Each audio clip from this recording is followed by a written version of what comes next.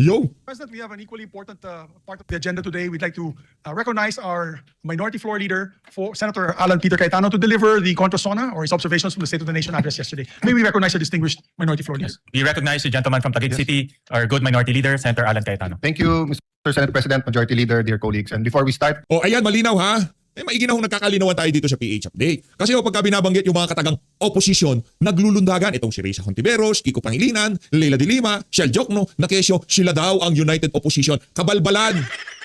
Ang pagkakaalam ko, pagkatapos magsona ng presidente, ang tatayo ay yung opposition para mag-deliver ng kanilang kontrasona. Anong ginawa nitong si Kiko Pangilinan doon sa sona ni Marcos Jr.? Tinamayan at kinindatan niya itong si Marcos Jr. Palakpakan. Hindi ba?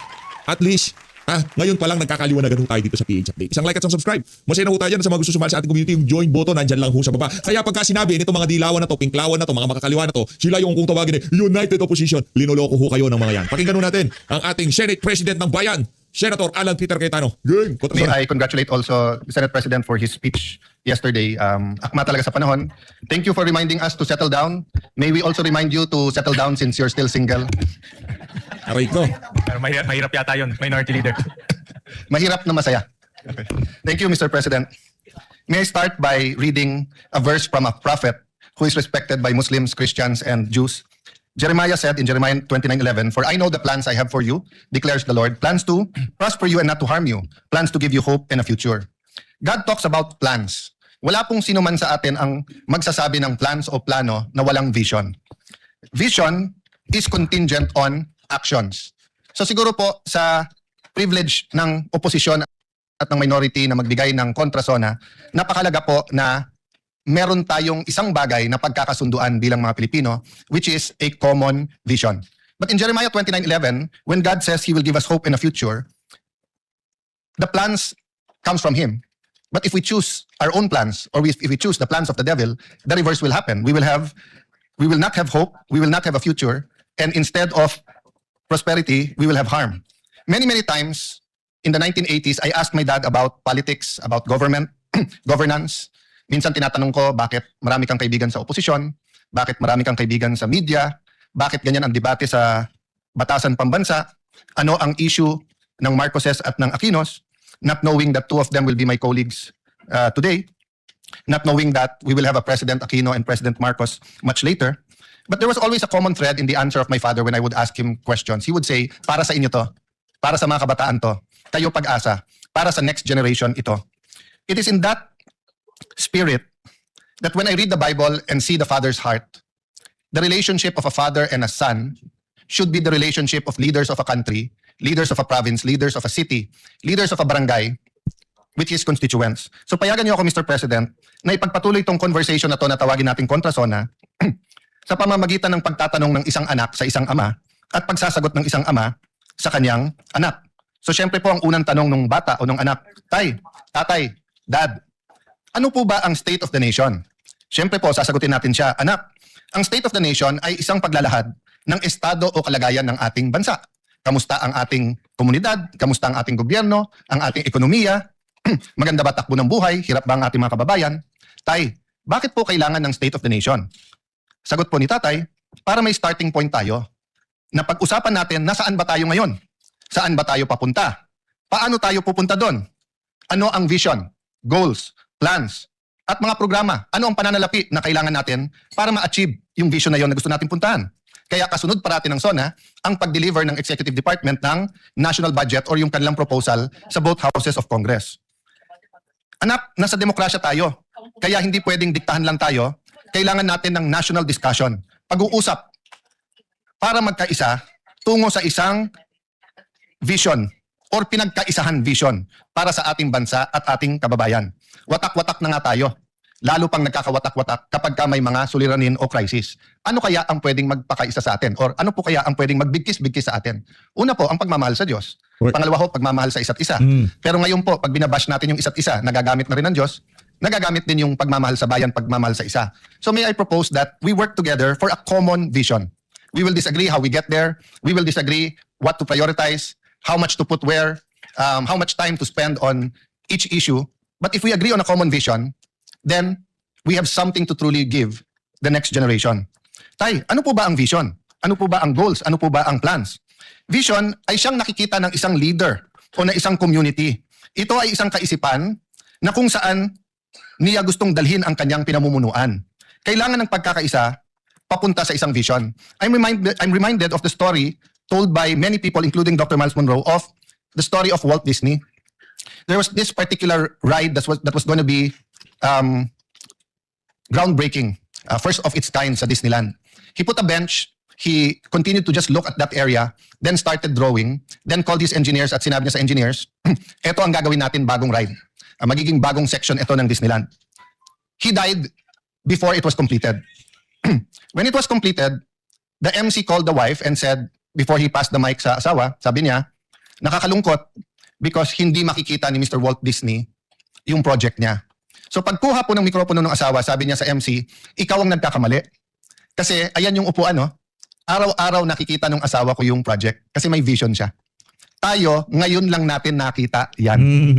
So, isn't it time that we provide a better vision, a more comprehensive vision, that we articulate what we really want instead of political slogans, no? Importante yung political slogans, a safe and comfortable life, a better Philippines, para sa may hirap. Importante po yung mga yon.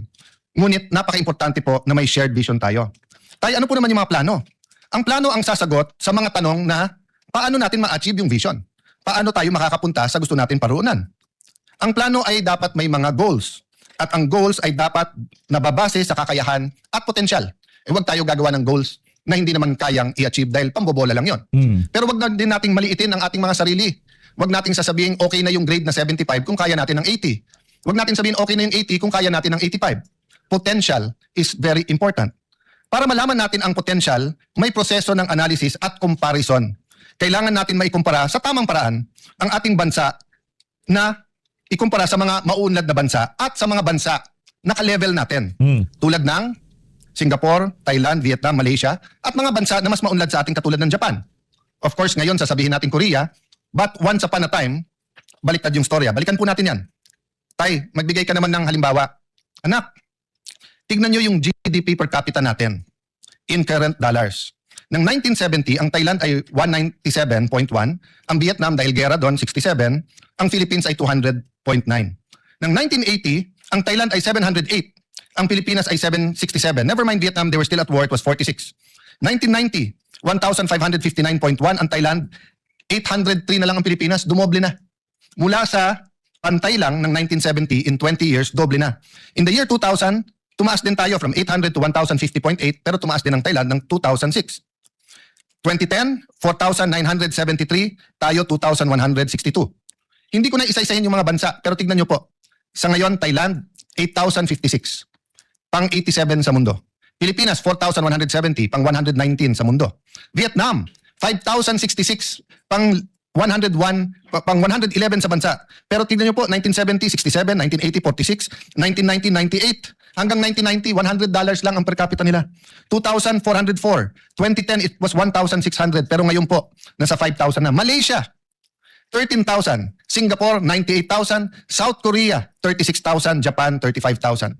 Tay, ano ba ang estado talaga ng ating bansa? What is the state of our nation?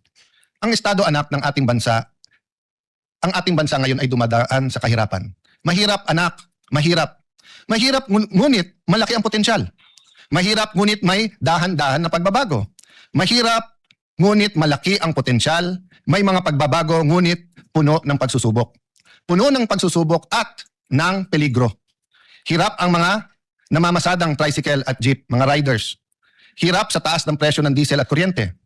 Hirap ang ating mga magsasaka. Mga anak ng magsasaka, ayaw na po nila maging magsasaka o farmers. Hirap po ang mga estudyante, marami rin pong tumitigil sa pag-aaral.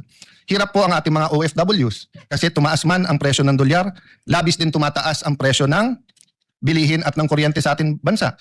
Tay, malaki din ba ang potensyal ng ating bansa? Malaki ba ang potensyal ng Pilipino at Pilipinas? Nako anak, siguro sa buong mundo baka Pilipinas ang pinakamaganda potensyal. Bakit po? Mayaman at maganda ang ating bansa. Pag-usapan natin pinakamataas na bundok. Pag-usapan natin ang pinaka-humble na plains. Pag-usapan po natin ang dagat, ang ilog. Pag-usapan natin ang kahit anong mineral, ginto, pilak, nickel. Pag-usapan natin langis, natural oil. Meron po tayo. Pag-usapan naman natin ang Pilipino. Sabi nung iba, natural resources natin ang number one blessing ng Panginoon sa atin. Hindi po. Ang Pilipino ang number one blessing sa Pilipinas. Napaka-adaptable ng Pilipino. Dalin mo sa Middle East, dalin mo sa Ukraine, sa Europe, Southeast Asia, Africa. Tinitingala. Gawin mong nani o yaya, nagiging pangalawang nanay. Gawin mong aid sa dentistry, mas gusto pa siya kaso dun sa kanyang dentist. Yung mga nurse natin, lalong hinahanap kaso sa mga doktor. Yan ay sa Japan man, yan ay sa London or sa Amerika. Napakalaki ng potensyal ng mga Pilipino at napakagaling natin sumunod sa batas. Basta't tayo'y nasa abroad. Tay, ano po yung peligro? Anak, ang number one na tinuturo parati sa amin ay ang edukasyon ay ang great equalizer. Yung aking ang ama ang sabi sa amin, anak, lahat ng iwan ko sa inyo, pwedeng mawala, pwedeng mawaldas, pwedeng nakawin, pero ang edukasyon na nakamtam mo, walang pwedeng magnakaw sa iyo yan. Pero bakit ko sinasabing may peligro? Unang-una po, yung sa problema ng pagkabansot or yung pong sinasabing stunting. Stunting. Sinasabi na hanggang 25% or 1/4 po ng Pilipino ay nasa endangered ng stunting. Naging bisita po ng Pilipinas ang Pangulo ng Singapore at naging privilege po ng Taguig na maging bisita dahil may proyekto po sa ospital ang kanilang isang foundation, ang Temasek, at napakaganda ng mga teknolohiya. Pero nagulat po kami sa speech ng Pangulo ng Singapore. Sabi niya, kasi ito'y isang finance person, magaling sa negosyo, magaling sa finance. Sabi niya, sa lahat ng nakita niya sa gobyerno, ang pinakamalaking return sa tao ng isang bansa ay yung first 1,000 days. Yung simula sa mabuntis hanggang 1,000 days nung bata, sapagkat pag siya'y nabansot at apektado ang kanyang mental and physical growth, apektado din po ang kanyang emotional growth, apektado ang kanyang health. So kahit anong scholarship, kahit anong gold card ng PhilHealth na ibigay mo sa bata na nabansot na, ay hindi mo na maibabalik. Hindi mo na, yung stunting ay pwedeng maging irreversible. So yun pong number one. Kailangan nating pagtulong-tulungan yung peligro sa ating bansa yan. Can you imagine 1 out of 4 Filipinos who could be the best pilot, the best accountant, the best lawyer, who could be someone who discovers the cure for cancer, who could be the next Hollywood star, who could be the next tennis star after Alex, the next Carlos Yulo. Hindi niya makakamtan ang kanyang pangarap at kanyang potensyal. Bakit po? Dahil hindi kaya ng magulang niya, pero ang gobyerno bilang pangalawang magulang ay may ibang priorities. Siguro naman, Mr. President, dear colleagues, we will all agree, stunting has to be a priority. We keep doing the same thing and expecting different results. Mali po yun. Mga suliranin sa ating education system. I recognize every single person, our Secretary of Education, Secretary Angara, our colleague Bam Aquino, every single person here, Ate Pia, Tess Daman, Joel Villanueva, lahat po. Siguro, isa-isayin ko lahat ng senador dito. Of course, committee chair din ng Education Committee who did a great job, si Senator Win Gatchalian. Lahat po tayo ay may contribution sa edukasyon. Pero ano sabi ng EDCOM? Yung K-12 na dapat 12 years, 7.5 years lang. So ang sinasabi natin sa buong mundo, K-12 kami. So akala nila 12 years ang education natin. Hindi po, 7.5 lang. So una ang forma, kaso sa substance. Sinasabi ko po to dahil peligro po to. Kahit anong pagbabago ng curriculum, kahit anong dagdag ng mga gadgets, kahit anong modern equipment, kahit anong taas ng sweldo ng ating mga teachers, kung punong-puno ang classroom at half day, at 7.5 years lang sila, para tayong K-8, kulang pa, bitin pa ng 0.5. Total outstanding debt out of now is 12.79 trillion at the end of 2022. The debt increased by 45% to 18.55 trillion as of the end of 2026. Bakit po ito peligro? Yes, numbers lang po yung utang at depende din po ang utang sa ratio niya sa GDP. Pero ang problema po, dahil sunod-sunod ang problema at mga problema, whether it's man-made or outside our control, since the pandemic in 2020 till now, nasa lugar na tayo kung saan hindi tayo basta't makautang. So yung ibang bansa, nung dumating yung Israeli, Iranian, US conflict, nakautang, nakagawa ng mga programa. Tayo, dahil nga sa laki ng utang, yung fiscal space kung pag-usapan, ay problematic na. Hirap din po ang ating mga magsasaka. Kanina lang po, yun po ang pinag-uusapan dito. Senator Pangilinan, Senator Loren, Senator Amy na may puso talaga sa agriculture. Kaya kung sino man ang magsasabi sa atin na okay naman ang takbo ng ating agriculture, let's agree to disagree. Kasi I think in the last 40 years, I'm not blaming only this administration, we haven't figured out how to really modernize, how to bring back the enthusiasm in agriculture, how to make it really a good business that people will go into farming. Actually, maraming mayaman na pumapasok sa farming. Pero yung mahirap na farmers, umaayaw sa farming. So isang problema talaga yung kapital. The share of agriculture, forestry, and fishing sector to the GDP steadily declined to its lowest point of only 7.9% in 2025. Agriculture's share in the total workforce has steadily declined 26.99% in 2016.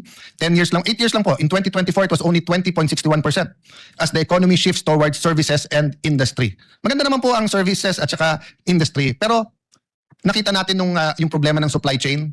Nakita po natin yan nung pandemic. Kailangan ng isang bansa na singyaman natin both sa lupa at sa forest, sa bundok at saka sa dagat. Kailangan we learn to be self-sustaining and produce our own food. Agricultural workers are also receiving the lowest wages among economic sector. Poverty incidence remains high among agricultural workers and farmers, 27%, and fisher folk, 27.4% based on PSA data of 2023. Parati kasi tayong nagdi-disagree. Kaya napabayaan ang agri. 'Di ba? Marami po talagang magaling sa Pilipinas, 'di ba? We really disagree with many things. So ang napabayaan yung agri. Mr. Senate President, do you agree? Mas mahirap ang maghanap ng trabaho. Pero nahihirapan na po ngayon ang ating mga trabahador. Lahat po ng may trabaho, especially kung daily wage earners, hirap po talaga. Kasi we have a minimum wage, we do not have a living wage that the Constitution envisioned. The Constitution envisioned a living wage. What is a living wage? Sapat sa tirahan, whether yan ay rerentahan o hulugan, sapat sa pagkain sa buong pamilya, 3 beses man lang sa isang araw at ang Pilipino ay mahilig magmerienda, sapat sa anak na gustong mag-aral, sapat sa panggastos sa medical. So, a simple life. But a living wage. Malayo po tayo sa living wage. Sa Amerika po, maraming sinasabing mahirap. Pero doon po, maging driver, maging waiter, maging security guard, nakakabili po ng bahay, nakakapag-aral, nakakabili po ng kotse. Ang taxi driver po sa Singapore, tanungin mo, saan nagbabakasyon? Bihira niya sasabihin ang minsan Thailand, minsan Japan, pero karaniwan sasabihin sa inyo, London, Germany.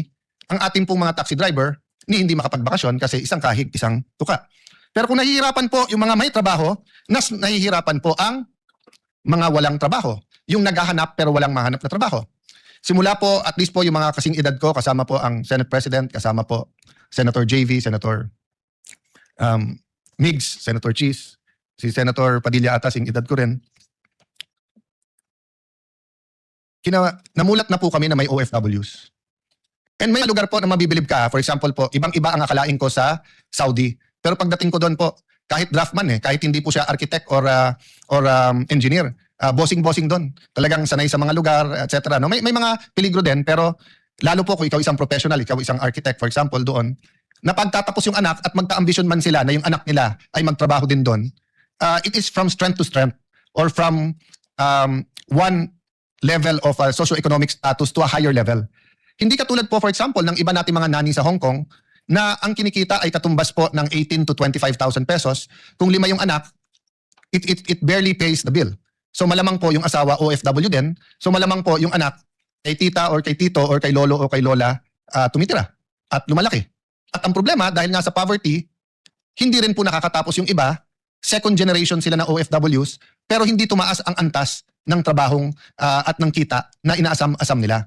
So ang tanong ko, Mr. President, going back to vision, can we not have a vision, whether it's 5 years, 10 years, 20 years, where a Philippine president can say, at this year, there will not be any more, let's say it's 2026. Wala bang pwedeng magsabing in 2041 or in 2050? Yung totoo, hindi bola. O in 10 years, wala nang Pilipino na OFW na napilitan lang mag-OFW dahil walang trabahong maganda sa Pilipinas.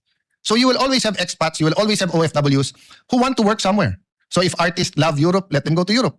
If you want to specialize in a certain branch of medicine and want to study in the US or London, you're free. But yung sasabihin mong, hindi, chef ako. So may nakausap kami sa Singapore, I think ang sweldo doon is between 70 to 110,000, semi-fast food pa yon. Sabi niya, sir, kalahati lang. Kung 110 ang thousand ang sweldo ko dito, kitain ko lang 55,000 sa Manila. Okay na ako. Pero kung hindi ka rin naman chef ng first class na restaurant o hotel, hindi ka naman kikita ng 55,000 dito. So napipilitan siya mag-abroad. At pag tinanong mo bakit, hindi para sa sarili niya. Hindi para magka-iPhone siya, hindi para magka-kotse siya, kung hindi para makapag-aral yung kanyang mga anak. Para may bahay ang kanyang mga anak. Negosyante, Mr. President. Usually, negosyante ang nagbibigay ng kulay, nagbibigay ng sigla, at pumapalakpak pag may sona. Pero yung sunod-sunod na problema, some we under our control, some hindi. What is not under our control? 2022, patapos yung pandemic, nangyari yung conflict ng Russia at Ukraine, may mga inflation na nangyari. Flood control, in a sense, it's under our control because it could have been stopped, pwedeng hindi, or how are we handling it? Iran, US, and Israel, it's not in our control, but how we reacted is up to us. Nauna pa yung Senate eh. Yung sa ating protect at ang ating Senate President nagpatakbo nun, yung uplift, sumunod na lang yon. So we could have reacted faster and better. Having said that, nandyan na yan, how do we prepare ourselves to not only be active, proactive, but to really achieve what we can achieve through our potential. Hindi yung pwede na. So tay, tanong nung anak, sinong may kasalanan? Well anak, madaling magturo. The easiest thing to do for the opposition is to point at the administration. The easiest thing to do for the administration is to point to the secretaries. Secretaries can point to Congress, which they sometimes do. We sometimes point to them because it's the implementation. The local government will point to us, and then to the national government and the local government, and the national government will point to the businessmen. So ang daling magturo.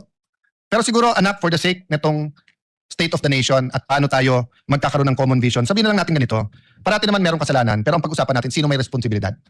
Kasi maaring hindi mo kasalanan, pero may responsibilidad ka pa rin. Di ba? So, those not involved in the flood control are still responsible na ayusin natin ang bansa at tanggalin ang corruption. Those not walang kasalanan dahil tumaas ang presyo ng diesel, dahil may problema tayo sa fertilizer, dahil byproduct siya ng natural gas. Di natin kasalanan yon. Pero may responsibilidad tayo sa mga jeepney drivers, taxi drivers. Sa ating small businesses, all around the world, same statistic halos. Sabi po natin dito, and I think the Senate President cited this during his opening of the session yesterday, 99.63% of establishments are micro, small, and medium enterprise, contributing 66.97% to job generation and 40% to our GDP. Pero anong number one problema ng negosyo sa ating bansa? Dagdagan ko pa, problema ng gusto magnegosyo, may magandang idea, masipag, matalino.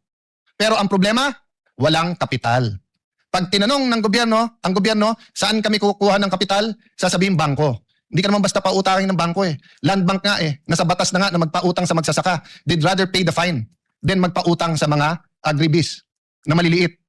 Kung wala ka rin isasanla sa bangko, wala ka rin titulo ng lupa o wala kang sasakyan, wala kang mga ari-arian, sasabihin sa'yo, diyan ka sa pawn shop. Eh sa pawn shop, bukod sa mataas ang interest, may isasanla ka pa rin. So saan ang baksak ng ating mga kababayan? Sa 5-6. Don't get me wrong. 5-6 is a service. Di ba? So for example, sa palengke, wala ka ng kapital, eh may pesta o kaya Pasko, maraming namamalengke.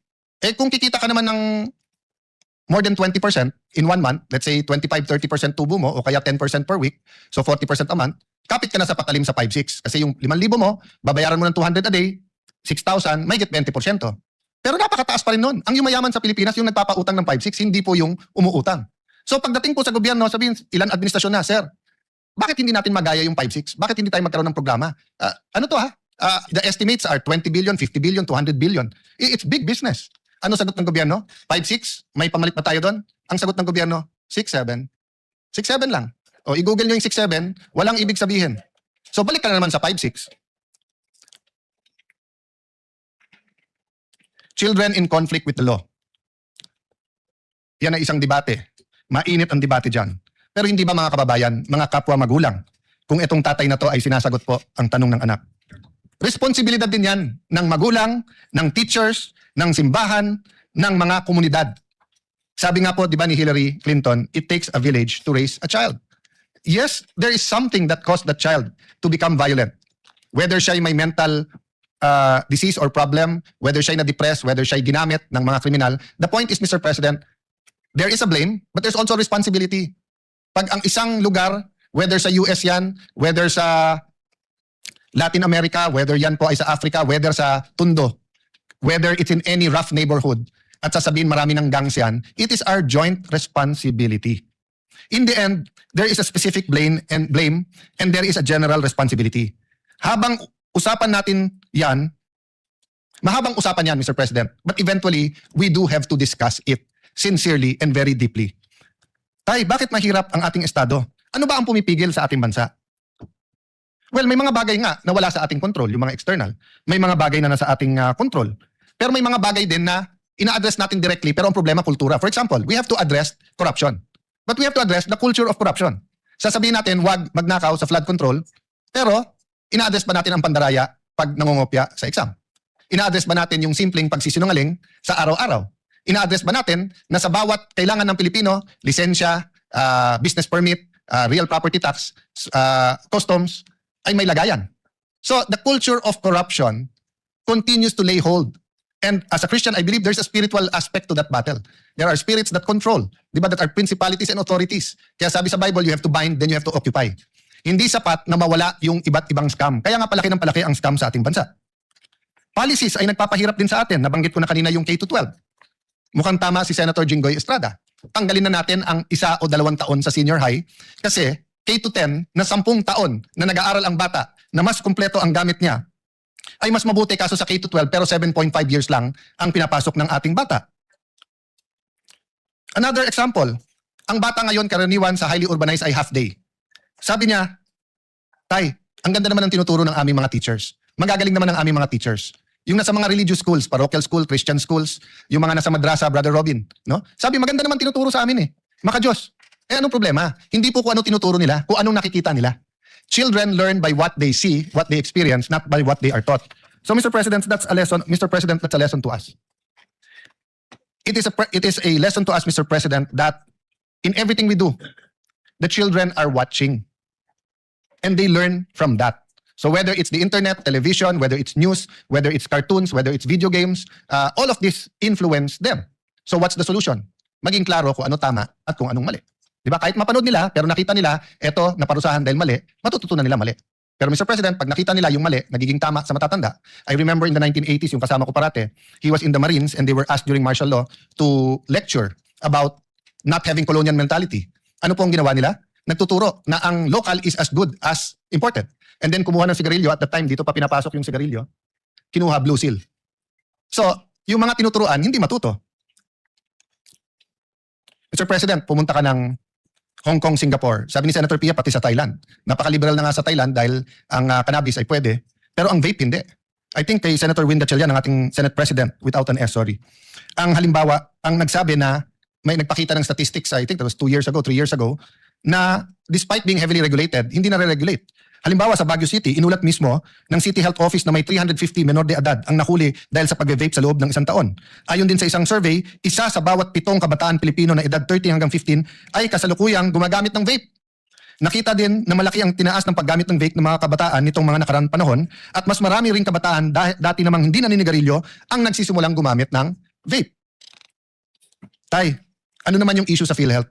Ay nako, pabayaan na natin si Risa Antiveros, si Senator Bongo, si Senator Pia Cayetano, si Aimee, at lahat ng iba, si Senator JB, na napakahaba na ang diskusyon doon. Pero ito lang ang sasabihin ko sa iyo, anak. 20 years ago, more or less, or more pa, maybe more than 20 years ago, nagkaroon ng programa ang Thailand. Magbayad ka ng 100 baht, libre na lahat sa ospital. Ngayon, 30 na lang. 30 baht, libre lahat. Ba't hindi po natin magawa yun? Ganun lang kasimple. Medyo humaba na yung speech ko, anak, kaya hindi ko nababasahin yung statistics ng health. Tay, pinapanood ko ang Pangulo kahapon, bakit unang-una niyang binanggit ang flood control? Ganyan ba ka-importante yung issue na yan? Bakit una niyang binanggit? Anak, biggest issue of the year yan eh. At pinakamalaking skandalo sa corruption in our history. Anak, importante ma-resolve yan. Anak, importante malaman ng taong bayan yung tunay na nangyayari, anong ginagawa, anong pwedeng gawin, anong reforma ang pwede. Anak, dapat kasi bumalik ang tiwala sa leaders at sistema. Pag yan ay hindi binanggit at hindi inayos, lahat ay suspect. Anak, napaka-importante, madapa man ang isang bansa ay siya'y bumangon. So, in other words, genuine reforms. Symbols matter, anak. Pag may mga skandalo na tumatama sa isang bansa, may 1 o 2 na bukod tangi dahil nagiging simbolo. Either simbolo kung paano ni-resolve ng isang bansa at paano niya nilampasan ang corruption, or simbolo kung paano nanatiling nakadapa ang bansa at hindi makatayo. So sana anak, we will find the strength and wisdom to conclude the investigations, to hold people accountable, but also to put the genuine reforms. Isang simpleng example lang, isang simpleng suggestion na binigay ko sa DPWH na 2 beses tinanggap ng secretary pero mukhang hindi ginawa. Ordinaryong cellphone, kunan lahat ng projects para makita kung may ghost o wala. So 1 year later, the problem is hindi pa kumpleto yung data. Pero wag ka mawalang ng pag-asa, anak. Walang bansa sa mundo nang hindi dumaan sa corruption. At walang bansa na umunlad na hindi niya kahit papano na-address ang corruption. Tay, bakit ba pinilit mo na dito tayo sa syudad tumira? Kasi anak, dati at least sa probinsya may makakain ka. Ngayon, dito sa mga syudad, lalo sa Metro Manila, libre ang uniforme pag nag-aral. May scholarship pagka college. Pagka single parent, kapag PWD, pag senior, may regalo, may cash gift, meron pang minsan mga giveaway. Dito anak, may internet. Mr. President, in 1980, 1/3 lang ng Pilipino ang nakatira sa urban. 2/3 ay sa rural. And we know around the world, mas maganda ang ugali ng mga nakatira sa rural. Mas may sense of community, sense of camaraderie, mas may malasakit sa isa't isa. Pero napilitan ang mga kababayan natin sa rural. Bakit po? Go to certain parts of France, of UK, even the US, Canada. Rural, pero may kuryente, may tubig, may ospital, may eskwelahan, may internet. Sa atin hindi. Pag sinabi mong urban, sigurado po yan, mayaman. Pag pumunta ka ng rural, mahirap. Ang problema, ang mahirap sa rural, pag pumunta sa urban, mahirap pa rin. Mas maginhawa buhay, pero mahirap pa rin. Mahirap po. So Mr. President, we should have a real rural development project. That was something I heard a lot in the 70s, 80s, 90s. Pero siguro kasi mas maganda talagang ang sabihin sa isa't isa, sa syudad ako nakatira, nakakalimutan natin. May I pay tribute to isang USEC ng DBM, I think USEC Abuel. I remember when she tapped the bar, sabi ng isang reporter sa kanya, "Ma'am, ano pakiramdam mo ng isang taga-probinsya ay nag-tap ng bar?" The reporter, I think from there, but I'm not sure from Manila or from there, was referring to na hindi ka taga Manila. Kasi dati, karamihan na nagtatap top 10 nandito sa Manila, Manila Law Schools. Sabi po niya, "Excuse me, Baguio is a city." So hanggang ngayon po sa atin sa Metro Manila, pagka hindi ka sa Metro Manila or Metro Cebu o Metro Davao, or minsan taga Metro Cebu ka na, Metro Davao, ang dating sa atin sa mga Metro Manila, taga-probinsya kayo. Walang masama po maging sa probinsya. Ang problema po, bakit wala tayong rural development program? Which brings us to transportation. Mr. President, ako'y natutuwa nung narinig ko po yung additional trains at stasyon na sinabi in both zonas. Last year zona at ngayon. Pero bakit po, kung titignan natin ang national budget, kalye pa rin ang ating tinututukan. Tignan nyo po ang Laguna Lakeshore, yung ginagawa pong highway po dyan. Nasabi natin last year at umuo ang DOTR Secretary, umuo ang DPWH Secretary, na pag-aaralan nila kung lalagyan man ng kalye, lalagyan din ng tren. Pero wala akong nababalitaan magandang plano para sa tren na magkakabit ng probinsya ng Rizal, probinsya ng Laguna at Metro Manila. Napakasimple lang po niyan. Ginagawa na po yung kalye. Nire-reclaiman na po yung lake. Ganon din po ang Mindanao Railway. I have to speak because wala po dito si Senator Bato. Pero sa last year budget natin, inamin po ng DOTR kung lalagyan lang nila ng 10 bilyon. And I think Senator JV mentioned this 7 years, basta bago ako mag-DFA or after ko mag-DFA, binabanggit na to. Oh, so nagka-problema sa funding sa China. Pero yung phase 1 po ay pwedeng pondohan ng ating gobyerno. Bakit hindi? Huwag tayong pumayag na yung pagkakamali ng Metro Manila at ng ibang lugar sa Luzon ay maging pagkakamali ng Mindanao. Kasi unlike Visayas na grupo ng mga isla, ang Mindanao ay mas halintulad sa Luzon pero mas mayaman sa Luzon. So sana naman po sa 2026 budget may pondo na po ang Mindanao railway system regardless kung sino nagtatap ng survey sa Mindanao. At tapos na to, Mr. President. Makwento po kasi si tatay at si anak. Anak, malaki talaga ang potential ng Pilipino. Maabilidad kasi ang Pilipino. Tay, ano ba mangyayari pag na-realize natin ang potential? Anak, lahat ng komunidad, lahat ng lugar, lahat ng Pilipino ay makikinabang. E di tay, ba't hindi natin gawin? Maraming dahilan, anak. Pero isang dahilan, algorithm. Ngayon, para na tayong fraternities na nagra-rumble. Na experience ko sa University of the Philippines, pag may rumble at may brad ka na nagulpe o meron kang gugulpihin, hindi na importante sinong tama at mali. Ang importante, protektahan mo brad mo. Sa ating national discussions, sa impeachment, sa flood control, sa iba't ibang mga issue, ang kampihan natin, masarap man kung mas marami kang kakampi, wala nang sanity eh. Algorithm. Parang fraternity, kahit mali, kampihan ka na lang. That's a problem, I don't know the solution. But what can I tell you, anak? Noong 1960s, we were second only to Japan. President Erap kept on saying this during their presidential election in 1998. So ni-research ko yan. Meron palang World Bank study na nagsabi, ang pinakamalaking potential ay Pilipinas, ang pinakamaliit na potential, Korea, Taiwan, Vietnam. Bakit po? Dahil po sa mga gera at kondisyon ng kanilang bansa. Ang Korea, yung Korean War, pero dahil din sa sobrang winter doon. This was the 1960s, the technology was much less. We know about Taiwan dahil nga po sa revolution sa China, and we know about Vietnam that had a long war between the South and North at saka yung hilahan during the Cold War. But wag na nating pangarapin na maging second tayo sa Japan, sa Asia. Balik tayo sa 70s, 80s. Vietnam, nasa ilalim natin, Thailand, kapantay natin, mas moderno tayo sa Malaysia. Pero ngayon, sabihin nyo, whether infrastructure, whether tourism, whether manufacturing, kung ano-anong pag-usapan po natin, naiiwan na po tayo ng ating pong mga neighbor. So anak, we have to get our acts together. Anak, hindi ko na isa-isahin Malaysia, Thailand, Singapore, Vietnam. Kung may pera tayo, puntahan natin. Kung wala, i-internet mo na lang pero makikita mo yung ganda. Pero anak, pinakita ng tatay ko to sa akin. With your permission, Mr. President, can I show the picture of Singapore in the 1950s? In the 1950s po, Singapore was a fishing village. Maraming potential, maraming maganda, pero wala po kasi silang natural resources. Tapos may problema sila with Malaysia, may racial problems. In fact, maraming taga Davao ang meron pong nani na galing po sa Singapore. Pero ngayon po, ano na itsura ng Singapore? Next slide, please. Next slide, please. At kahit anong indicator po, human index indicators, health, education, quality of life, safety. Kung hindi number 1, number 2 ang Singapore. So madalas sabihin ng aking ama sa akin, anak, isipin mo 1 generation lang kaya yan. Kasi yung iba sinasabi 100 years, 200 years. Hindi, 1 generation. But you know, my good friend and brother in Christ, Jeremiah Belica, was here. The irony is we were in Singapore and we had a conference talking to Christians from all over the region, and pinakita niya tong picture na to or similar to this. Next slide, please. He showed this picture. Hindi niya nilabel nun, kaya hindi ko nakilala kaagad. And it wasn't so far ago. It was in 1996. Ito po ang itsura ng Bonifacio Global City. Next slide. Pinakita niya po ano na ang itsura ngayon ng Bonifacio Global City.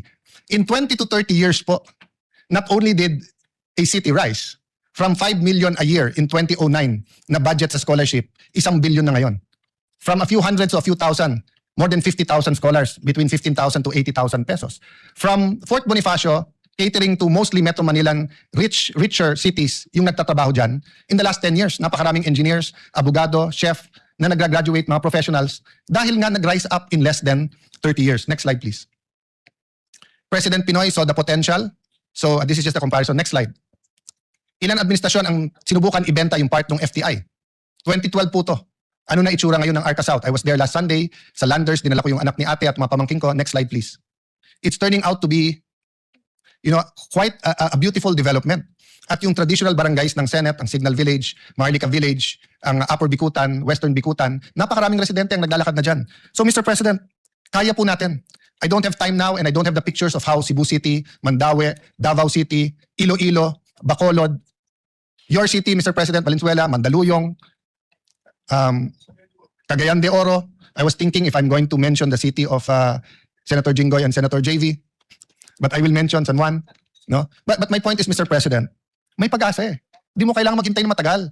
So nung bata ko, gusto ko na sabihin sa matatandang politiko, panay sabi nyo, para sa amin eh. Pero kayo lang yung mayaman eh. Hindi naman nagbabago. Kaya huwag tayong magalit sa mga bata ngayon if they're demanding that when we said this is for you, they want to see faster results. At kaya, Mr. President. So in that sense, let me close, Mr. President, by saying, let's take a second look in having a new local government code, giving more decentralization. Actually, I will push the envelope dahil nakatingin sa akin si Robin Padilla, na may kakampi siyang mabigat, kakampi po niya si Dr. Jose Rizal, na nagsabing federalismo ang dapat sa Pilipinas. So Mr. President, there are system changes that can help our country. But it won't happen kung may problema tayo sa demokrasya. Sabi ng Pangulo, I am president not only of my family. And it is worth yung palakpak na binigay sa kanya. But can we add, the president is also not only the president of the administration, he is also the president of the opposition. And respectfully, I believe that Senator Bato is fleeing unjustly because he cannot get justice. I believe Senator Jinggoy and Senator Marcoleta are political prisoners, and that if it wasn't weaponized, they will be able to at least go out on bail. So Mr. President, these are things that we should talk about as a Senate. Beyond politics, beyond emotions. Sabihin nyo na mali ako, but should they be allowed to attend the impeachment? Sabihin nyo na mali ako, and they're not political prisoners, but are they getting the justice? Pantay-pantay bang hustisya o selective justice po tayo ngayon? Mr. President, I don't know if there's a slide, but if there is, please put it on. So ang huling tanong ng anak, Tay, ang daling sabihin, common vision. Pero ano yung common vision na yan? Actually, nasa preamble ng ating Constitution. And allow me to read it.